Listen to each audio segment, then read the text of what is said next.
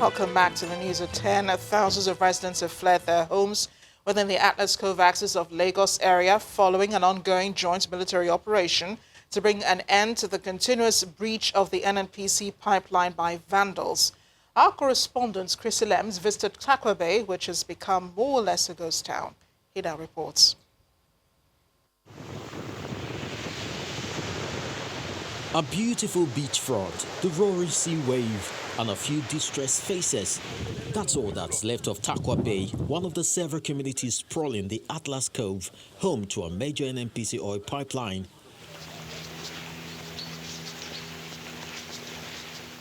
Silence has befallen a land once strutted by not a few, most of whom were foreigners who became lords, and some eventually lords unto themselves.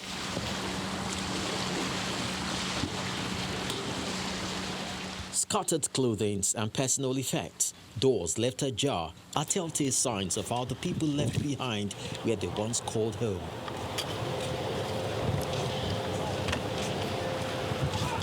As I came out, all I saw was everybody, hands on the head, many carrying their loads with cries, tears.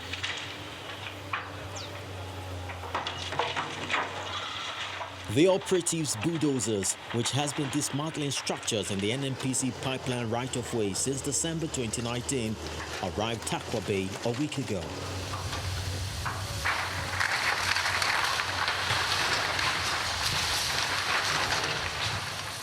A few of the displaced at the jetty have gathered all they could, waiting for boats to come take them anywhere safe, though they have none in mind.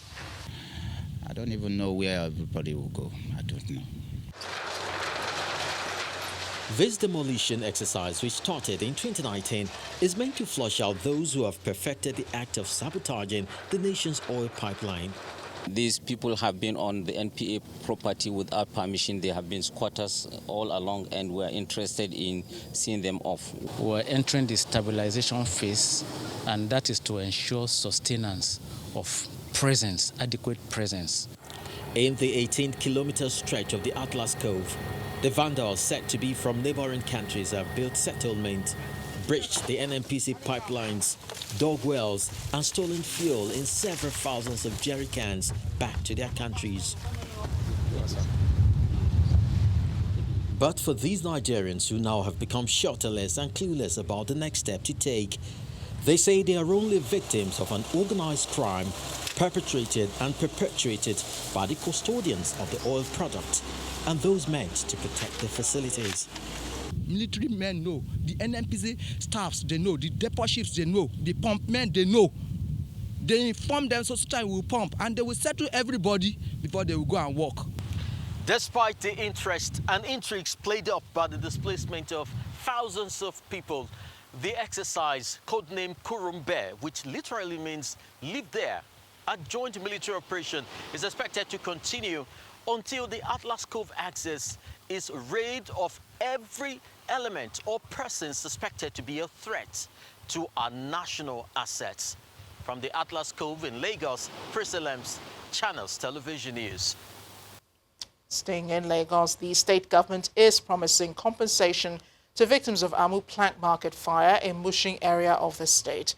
The state governor, Mr. Babajide Sanwo-Olu, gave the assurance during his visit to the market, where many shops were razed and goods worth billions of naira destroyed. Governor Sanwo-Olu also assured traders that the state government will not take over the plank market, adding that he's more interested in helping victims get back on their feet. He, however, promised to unravel the cause of the inferno. We will also further start full investigation as into the remote causes, for this event, so that we can plan in future how to forestall incidents like this.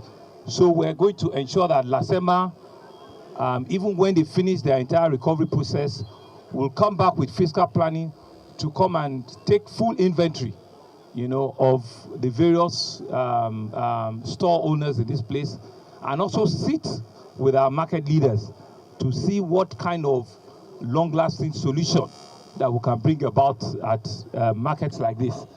And also to do enumeration of the houses that we have that have also been touched. and government will go back and see what support we can render. I want to also use this opportunity to say clearly to all our market men and women here that we do not plan. Our plan is not to come and take over their market. We're not taking over. We will work with you to see how we rebuild this place.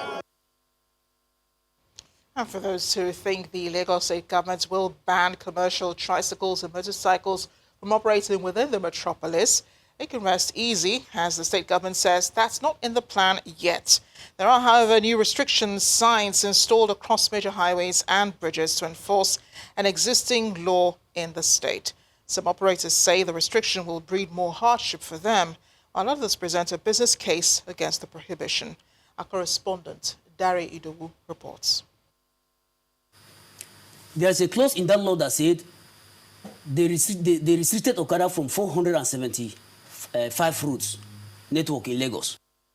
Not a new debate. In 2012, commercial motorcycles with less than 200 cylinder capacity were forced out of many highways and bridges in Lagos State using the long arm of the law. Years after, Okada, as they're called, returned to business as usual. And fast forward to 2020, the debate on regulation is resurfacing. The new signs are visible in major roads in Lagos, but the level of compliance is still very low, as observed by our team. The Lagos State government says it's had enough of the many wrongs of the operators, but yet to make a pronouncement. Lagos is home to an estimated 20 million people, and of course, the life here can be frantic and fast-paced, but the traffic in the city can really slow things down. Those who want to avoid spending long hours in the traffic sometimes jump on bikes or choose other means of transportation. But with these new signs from the Lagos State government, there are indications that something is coming. The signs that are being erected, these are part of showing people that this law is alive and that it's been enforced. So if the signs are there, if the signs are not there, it will not be easy for you to say somebody has committed an offense. Motorcycles and tricycles have the advantage of being more flexible and providing a faster means of transport on the usually clogged Lagos road. But there are statistics staggering enough to make prospective passengers have a rethink. In 2018, there were more than 3,000 cases of motorcycle accidents reported by the public health facilities. There are also cases of accident, death, and injury reported to the police in the state in 2019. The government itself knows that Okada is not part of the smart city that we are trying to build. It's not part of our journey to a greater Lagos. The debate on ban or restriction is mainstream, with on-demand transportation companies now playing big in the commercial motorcycle space. Ban or no ban, there seems to be some grey areas in regulation and enforcement. These riders say they're on the receiving end. I've been home for a very long time before I got this job. But getting this job, I thought my problem is over. But I didn't know additional problem will be added to it by, let me say, Nigerian police or whatever task force we have in Lagos State. They said we shouldn't go to airport route. Fine, accepted. Airport, it may be a restricted area. They said we should not go to governor's office. And what else did they want? They are saying they don't want bike on bridge. How do you want to lead to island? Lagos State may not have a transportation system befitting of a mega city. The government says it still doesn't see commercial motorcycles fitting into the big picture, but willing to weigh its options to avoid creating a more damaging effects. Dari Idowu, Channels Television News. Away from Lagos, the Imo State, where Governor Willie Obiano's promise of massive construction of roads across 3 senatorial zones of the state is gradually becoming a reality. According to the governor, the new roads will also have relevant infrastructure, including proper drainage and signs and markings, as well as street lights, and that's coming from Anambra State, not Imo State, as initially reported.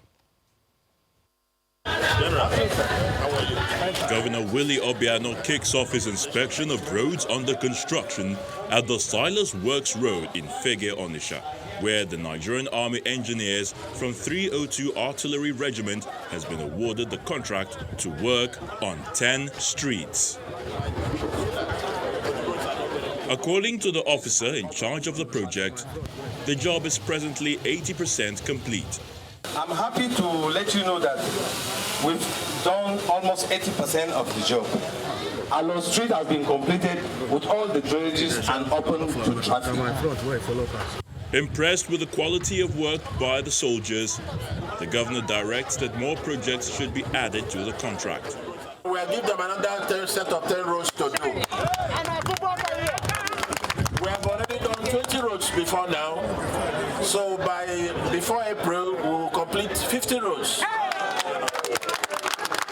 Between Okuzu Junction and Umweri, along the Enugu-Onitsha Expressway, over 2.5 kilometers of the Umweri Airport dual carriageway has been cleared and filled with laterite.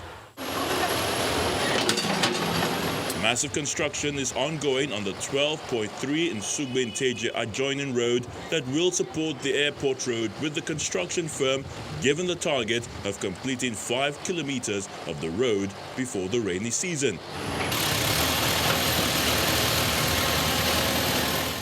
At the Umunachi-Eziowele Road project, in an area notorious for heavy flooding, the previously undersized drainage system has been raised to contain the flood waters during the rainy season. Once this road is finished, I think it's going to decongest the Agro, Okacha, and so many places. This is the first time it's generated a certificate which we are going to process and pay, but it's done so much. And I commend him. I want other number of people to emulate him. Take ownership of the roads in your area and do. Back end, the government will pay you as they get the funding. As he rounds off his tour at the 850-meter Stamford Road in Awka, the state capital, Governor Obiano is assured that the completion of the roads will ease the perennial problems of gridlock and flooding, which will in turn enhance economic activities for the people. To environmental matters, some experts are troubled that the ecosystem may be heading for the worse and its vulnerability to climate change, as 9 states in the north face risk of desertification. Bauchi State is one of those 9 states, and it has lost more than half of its forests to activities of tree fellers who make charcoal and timber in commercial quantity from felled wood. The state government is in a battle to restore the ecosystem and put an end to the destruction of almost all the 55 forest reserves in the state. Our correspondent, Hajara Aliu, reports.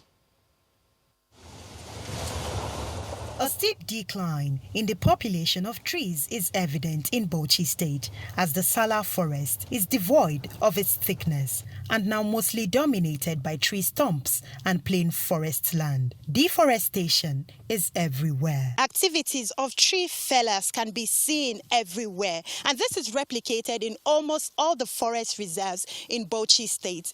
There are only 1 or 2 forest reserves that are still protected, but even those reserves are at risk of encroachment. This earth pit kiln is a traditional way of making charcoal. It appears it has just been set up, a sign that the fellers may be close by. The Bauchi state government is alarmed by the extreme destruction of its forests. A local government caretaker committee chairman was suspended recently for issuing permits to fell trees. The state environmental and forestry law prohibits indiscriminate felling of trees without authorization, but the law is not clear on who should authorize and why.